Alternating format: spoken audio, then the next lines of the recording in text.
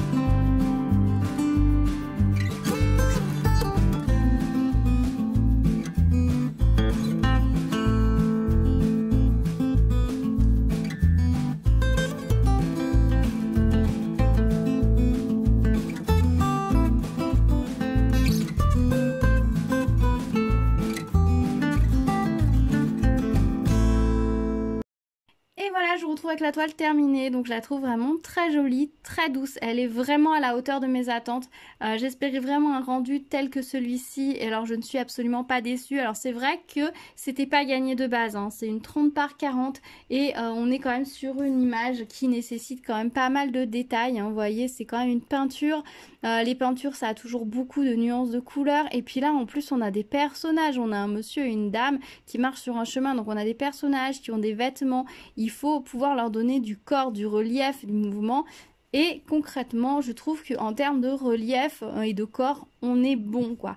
Ils ont réussi avec pourtant peu de couleurs, hein, on n'a que 20 couleurs, ils ont réussi à donner le relief nécessaire. Alors certes, c'est pas hyper précis, hein, forcément, puisqu'on est sur une 30 par 40, mais avec le peu pour cette taille et le peu de couleurs, on a quand même un beau relief. On voit bien que ce sont deux têtes en relief, on voit bien que la dame, elle a un chignon, on voit bien qu'il porte des vêtements qui ont des plis, on voit bien que le monsieur a son bras par-dessus l'épaule de la dame, que elle a mis son bras dans son dos, on voit bien que lui, il a remis son bras derrière, on voit bien qu'il y a une épaisseur au niveau du dos du monsieur, on voit quand même tout ça, on voit la carrure, on voit la douceur aussi, on imagine bien la douceur qui émane de ce couple.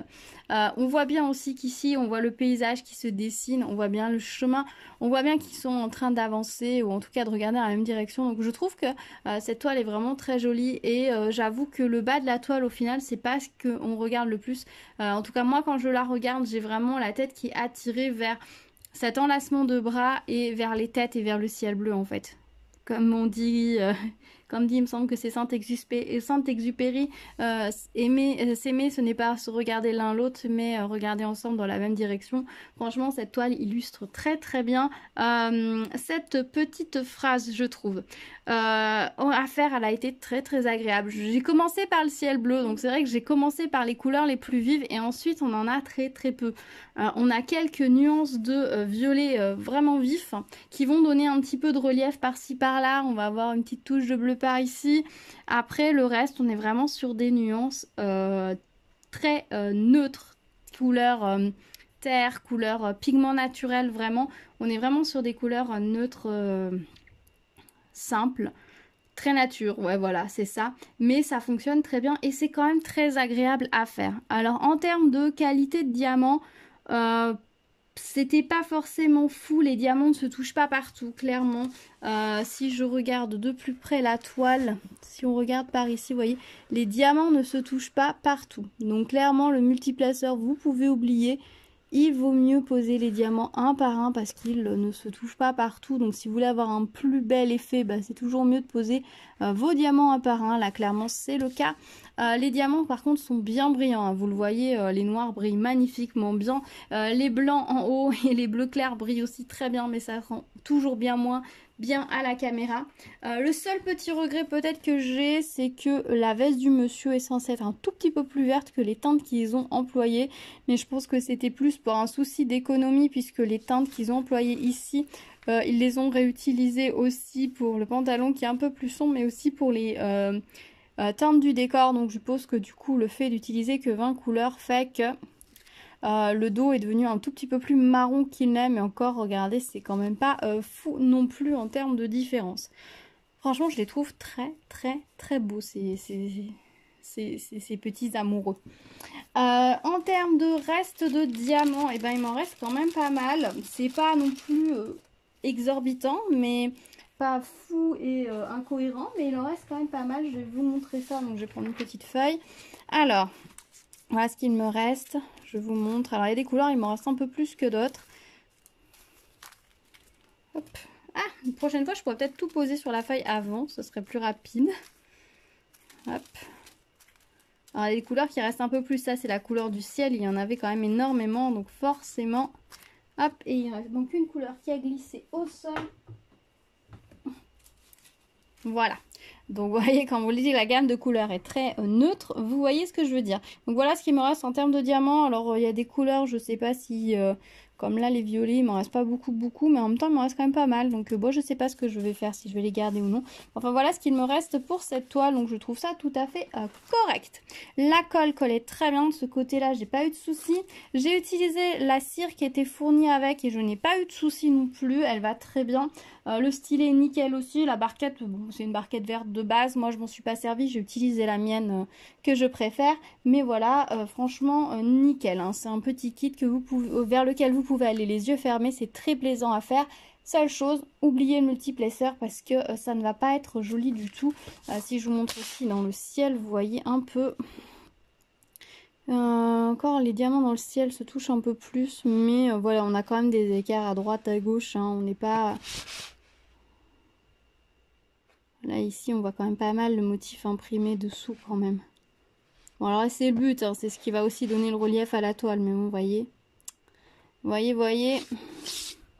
Mais bon, les diamants sont de belle qualité, le rendu est top, donc c'est le plus important, j'ai envie de vous dire.